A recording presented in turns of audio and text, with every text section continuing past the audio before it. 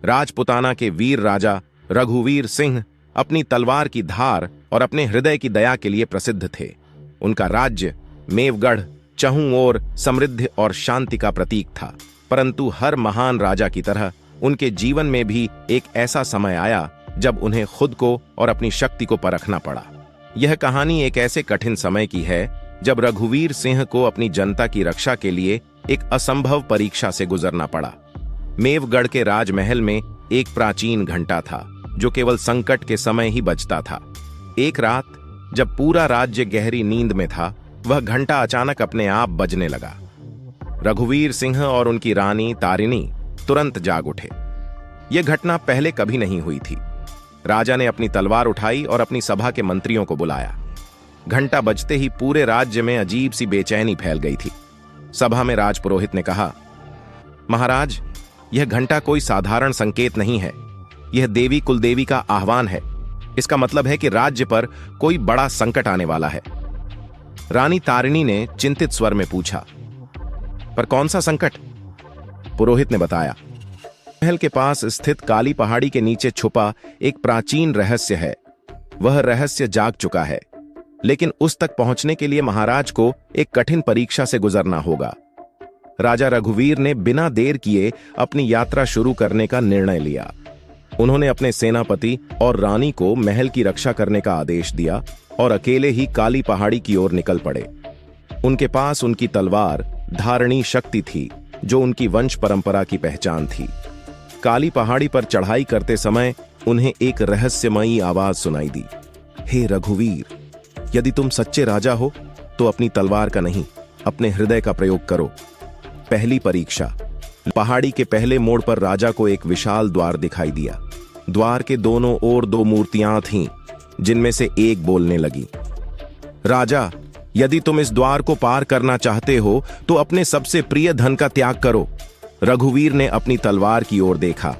यह तलवार केवल एक शस्त्र नहीं थी, यह उनके वंश और उनके गौरव का प्रतीक थी। लेकिन उन्होंने बिना संकोच अपनी तलवार को त्याग दिया। जैसे ही तलवार जमीन पर गिरी, द्वार खुल गया। मूर्ति ने कहा, सच्चा राजा वह है जो अपने गौरव को प्रजा के लिए त्यागने को तैयार हो। दूसरी परीक्षा। दूसरी ओर एक विशाल मैदान था, जहां एक पराक्रमी योद्धा राजा का इंतजार कर रहा था। योद्धा ने कहा, यदि तुम मुझसे युद्ध में जीत सकते हो तो अगली परीक्षा तक जा सकते हो। रघुवीर तलवार के बिना थे, लेकिन उनके मन में कोई भय नहीं था। उन्होंने अपने मनोबल और कौशल का उपयोग करते हुए योद्धा को परास्त कर दिया।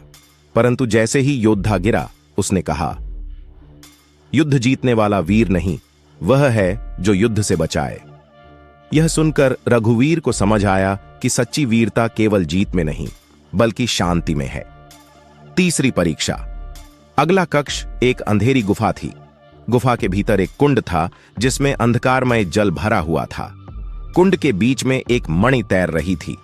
एक आवाज गूंजने लगी, यह मणि तुम्हारे राज्य को अपार शक्ति दे सकती है, लेकिन इसे उठाने पर तुम्हारी प्रजा संकट में पड़ जाएगी। निर्णय तुम्हारा है। रघुवीर ने बिना समय गवाए कहा, मेरा राज्य मेरी प्रजा से है, शक्ति से नहीं। मैं मणि को नहीं छूऊंगा। जैसे ही उन्होंने यह कहा, गुफा में रोशनी फैल गई और एक और मार्ग प्रकट हुआ। चौथी परीक्षा। अंतिम मार्ग में रघुवीर को उनकी प्रजा के लोगों के चेहरे दिखाई दिए। हर चेहरा कुछ मांग रहा था, कोई भोजन, कोई न्याय, तो कोई सुरक्षा। आवाज ने कहा, तुम एक राजा हो। यदि तुम सबकी इच्छाएं पूरी कर सकते हो तो यह मार्ग तुम्हारा होगा, परंतु यदि एक भी असंतुष्ट रहा तो तुम असफल हो जाओगे। रघुवीर ने अपनी आंखें बंद कीं और कहा, एक राजा कभी सबकी इच्छाएं पूरी नहीं कर सकता, लेकिन वह सबके कल्याण का प्रयास कर सकता है। यही मेरा उत्तर है। आवाज शांत हो गई और एक अंतिम दरवाजा खुला। रघुवीर ने दरवाजे के पार एक विशाल मूर्ति देखी, जो कुलदेवी की थी। मूर्ति के पास वही तलवार धारणी शक्ति रखी हुई थी। देवी की आवाज गूंजी, हे रघुवीर, तुमने लोभ, अहंकार, शक्ति और न्याय की कठिन परीक्षाएं पार की। अब तुम सच्चे राजा बनने के अधिकारी हो। देवी ने उन्हें आशीर्वाद दिया और कहा, यह तलवार अब तुम्हारे राज्य के गौरव का प्रतीक बनी रहेगी, लेकिन याद रखो, सच्चा राजा अपनी प्रजा की सेवा में है, न कि अपने गौरव में। रघुवीर सिंह जब महल लौटे तो उन्होंने अपनी प्रजा को यह कहानी सुनाई। उन्होंने कहा, सच्चा राजा वही है जो अपनी प्रजा के लिए अपने स्वाभिमान और धन का त्याग करने को तैयार हो। उस दिन के बाद मेवगढ़ एक आदर्श राज्य बन गया, जहां हर व्यक्ति राजा की तरह अपने कर्तव्यों को निभाने की प्रेरणा लेने लगा।